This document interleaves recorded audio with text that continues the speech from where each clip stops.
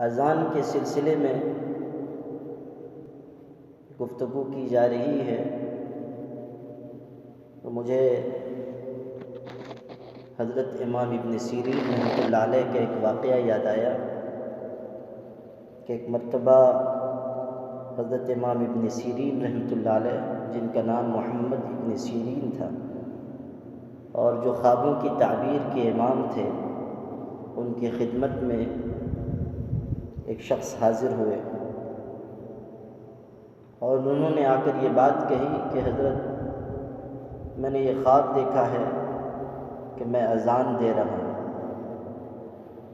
حضرت نے اس کے چہرے کو دیکھا اور ارشاد فرمایا کہ اللہ تعالیٰ کی توفیق اور اس کی مدد سے تو اس سال حج کرے گا۔ یہ سن کر وہ شخص چلا گیا اور اللہ تعالیٰ کی طرف کی بات ہے کہ کچھ دنوں کے بعد وہ حج کے سفر پر روانہ ہوا۔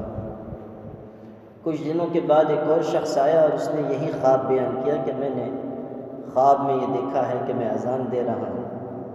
حضرت محمد ابن سیرین رحمۃ اللہ علیہ نے اس کے چہرے کو غور سے دیکھا اور اس کے بعد ارشاد فرمایا کہ تم چوری کرو گے اور چوری کے جرم میں گرفتار ہو جاؤ گے۔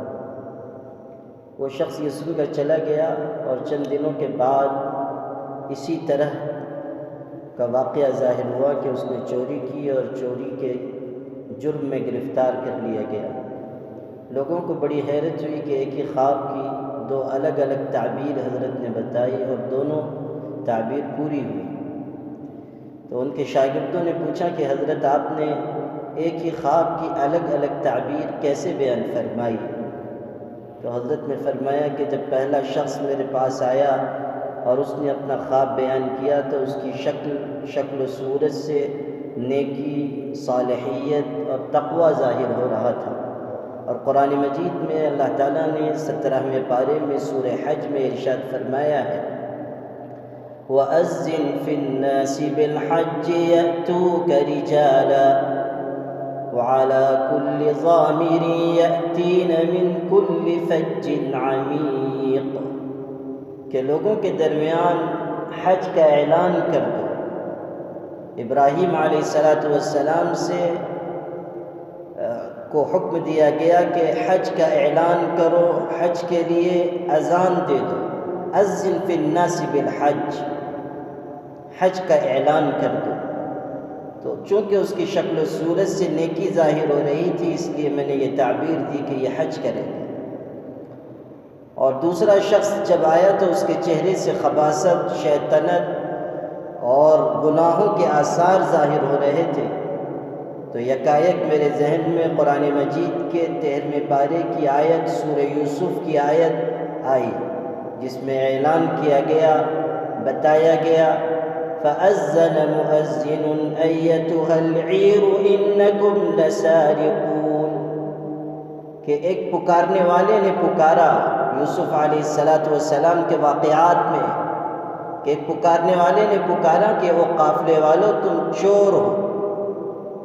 وہ پورے واقعے کی تفصیلات بیان کرنے کا یہ موقع نہیں ہے، لیکن جو لوگ جانتے ہیں ان کو معلوم ہے کہ ایک موقع ایسا آیا کہ یوسف علیہ السلام نے اپنے بھائی بنیامین کو اپنے پاس روکنے کے لیے غلہ تقسیم کرنے والا پیمانہ اپنے بھائیوں کے قافلے کے ساز و سامان میں چھپا دیا تھا، اور پھر ان کی طرف سے اعلان کرنے والے نے اعلان کیا تھا کہ وہ قافلے والوں تم چور ہو۔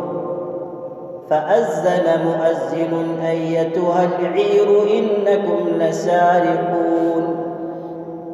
اسی آیت کا حوالہ دے کر حضرت امام محمد ابن سیرین رحمۃ اللہ علیہ نے ارشاد فرمایا کہ چونکہ خواب دیکھنے والے کی شکل و صورت سے برائی اور گناہ کے آثار ظاہر ہو رہے تھے، اس لیے میں نے یہ تعبیر دی کہ یہ چوری کرے گا اور چوری کے جرم میں گرفتار ہوگا۔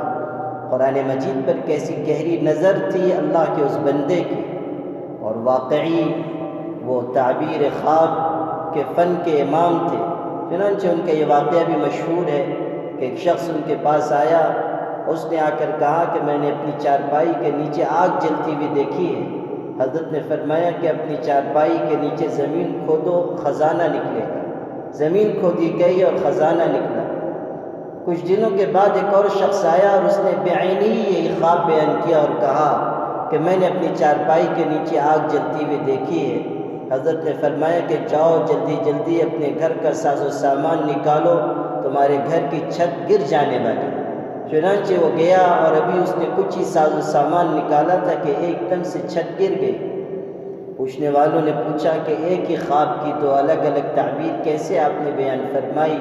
تو حضرت نے کہا کہ پچھلے خواب دیکھنے والے نے جب اپنی چارپائی کے نیچے آگ دیکھی تھی تو وہ سردی کا موسم تھا، اور سردی کے موسم میں آگ نعمت ہوتی، اور اس دوسرے آنے والے نے گرمی کے موسم میں آگ دیکھی، اور گرمی کے موسم میں آگ کا دیکھنا مصیبت، پریشانی اور عذاب پر دلالت کرتا ہے، اس لیے میں نے دو الگ الگ تعبیر دی۔ تو اذان کے سلسلے میں یہ واقعہ میرے ذہن میں آیا تو میں نے آپ حضرات کی خدمت میں پیش کر دیا۔